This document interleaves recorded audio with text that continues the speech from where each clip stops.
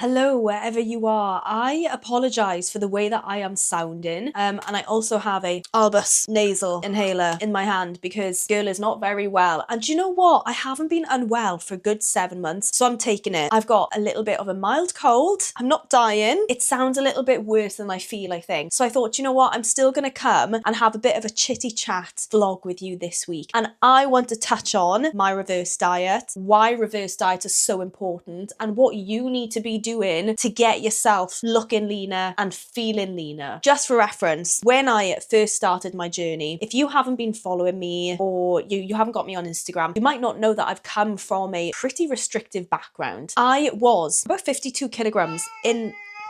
Wow, hello! Mason wants to say hello. Hi. You see my little boy? Look at his little monster munch toes. Okay, I was about 52 kilograms in this photo right here. And I was continuously trying to get leaner. I was afraid of eating calories. I was only eating certain foods daily. And then it would get to like the weekend or every other week, right? It would get to the point where I was craving so much because I'd been so restrictive. I'd been telling myself, you can't have that. You can't include that into your day. It even got to the point where I was like, I can't eat carbs after like 5, 6 p.m. So I stopped doing it. And ultimately, this just led me down a slippery slope of having a poor relationship with food, having a poor relationship with exercise, having a poor relationship with my body. I looked at exercise as a means to just drop fat, get as skinny as I possibly could. And I looked at food as literally just like calories. I didn't look at it as fuel. I didn't look at it as nourishing my body with the nutrients that we need. I didn't see any of that. I used to just like look in the moment and just constantly like wonder if I was ever going to get leaner. Like I was doing all the right things, but I wasn't. Now, I didn't look at exercise as like a means of movement that can be enjoyable, that can be great for our overall health, our lung health, our heart health, can improve our strength, can improve our longevity. I am currently about week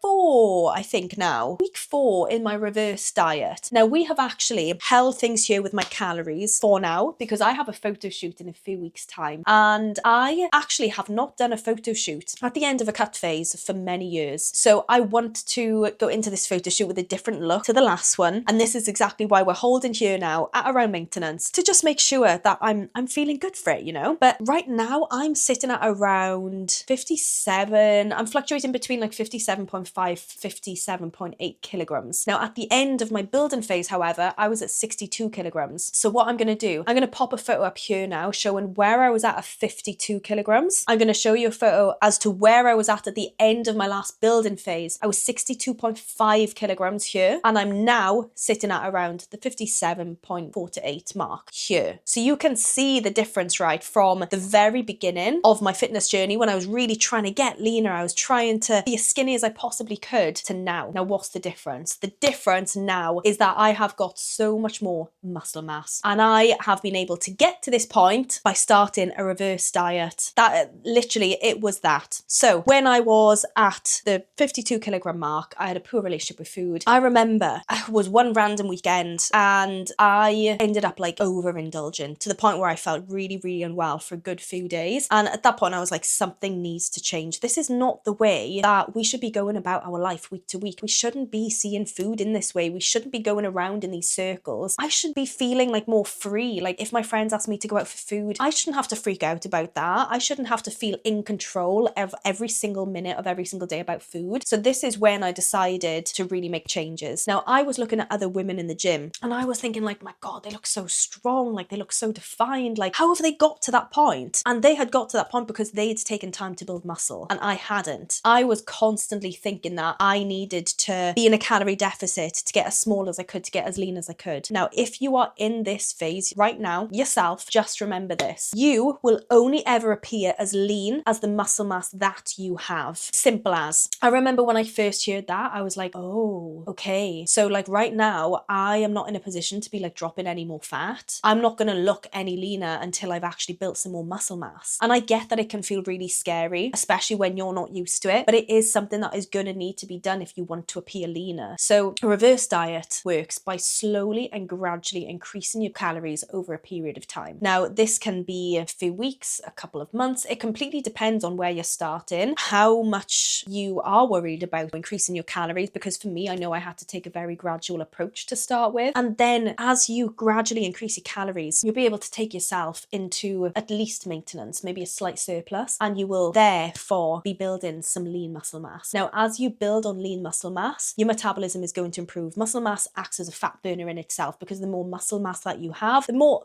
energy your body takes to kind of sustain that, which is why you can end up eating more and still keep your fat off if you have more muscle as well. It's a no-brainer, right? So I spent time in a building phase. You don't have to spend as much time as I spent in a building phase. Building phases can be different for different people. I personally like to keep a building phase as lean as I possibly can, and I do the exact same for my clients as well. It's the healthier way to do it, and you're gonna remain as confident as you possibly can during it. Now, was I really confident throughout the entire build? I'd be lying if I said yes, but are we confident every single day of our lives? No, we still have days where we don't feel confident regardless of where we're at in our journey, right? So I constantly just kept reminding myself, like, this is a process, this is a process. Remember the long-term plan. And that's exactly what I did. I think I spent around 10 months in my last building phase to get to the point where I was at around 62.5 kilograms. Now, just to make it clear, going from the 52 kilograms to the 62.5 kilograms did not take 10 months. There was years in between this with a couple of different building phases, but the one that I took the most seriously was about 10 months last year in 2025. Now, at this point, I had built a lot of muscle mass. I then went into a cut phase to be able to reveal that a little bit more, because when you go into building phase, I have to set those realistic expectations right now and say you likely will build a little bit of fat along the way, but it is so worth it when you get to the other side of it. I went then into a fat loss phase, and because I had remained like as lean as I possibly could in a 10-month building phase, it took me about 7.5 weeks to drop over 5 kilograms, and then I ended up here. You can see the massive difference between where I first started and now I genuinely look at my physique and I'm like, this is what I wanted to start with. If I did this sooner, I wouldn't have had to spend so many years restricting myself and not eating certain foods. And I always want to try and get this across as much as I can to clients, to people that I'm on consultation calls with, and hopefully to you as well, if you are stuck in this cycle yourself, and just let you know that there's definitely a way out, and it is so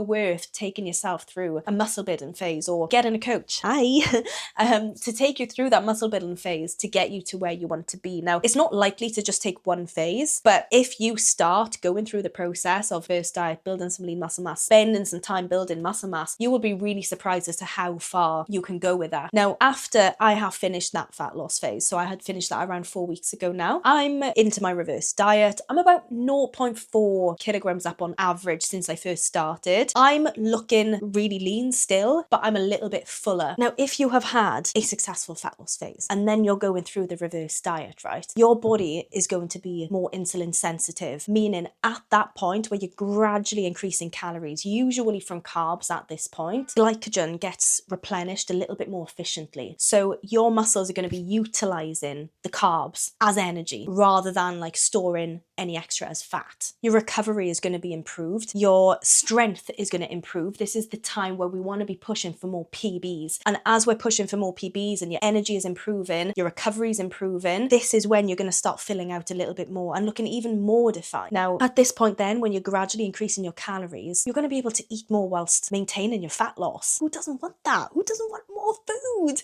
And to be able to continue remaining leaner. Now, I was at around 1,700 calories at the end of my fat loss phase. I'm now at around 2,400, and I'm only partway through this reverse diet, and we're actually holding very well here. I want to do this for the next 3 weeks until the photo shoot is over, and then we'll be continuing on with it and focusing on building a little more lean muscle mass then as well, nice and gradually. But what I'm trying to say is, if you start to really structure your phases and make sure that you are fueling your body, thinking about food as nourishment, thinking about training as a way to be able to improve at something, build on strength, it will take you to the places that you want to get. I was stuck in this never-ending cycle, it felt like, for so many years, and you don't have to do that. You can literally put an end to the restrictive cycle that you are stuck in now by just going through a reverse diet. Now, I completely appreciate that it can feel scary and it's quite difficult to navigate alone, especially if you've never done anything like this. Just remember, I am here to help. If you ever want to reach out, just feel free to pop a comment below or message me over on my Instagram at Kaylee_evolve. But I always like to try and discuss this as much as I can, because if I can help just one person get out of that restrictive cycle that they're stuck in, like I was, honestly, it is life-changing. It's completely life-changing in every single way. You feel so much more free socializing with people, you feel healthier, you feel stronger and fitter. Honestly, the list goes on. Bottom line to this video, okay, if you're wanting to appear leaner and you feel like you're doing absolutely everything to get there, chances are you're probably not. Things probably need to be changed about your structure, your phasing right now, but you likely need to build some muscle mass in order to get a step closer to where you want it to be. I'm going to run myself a hot bath and sweat out whatever is going on here.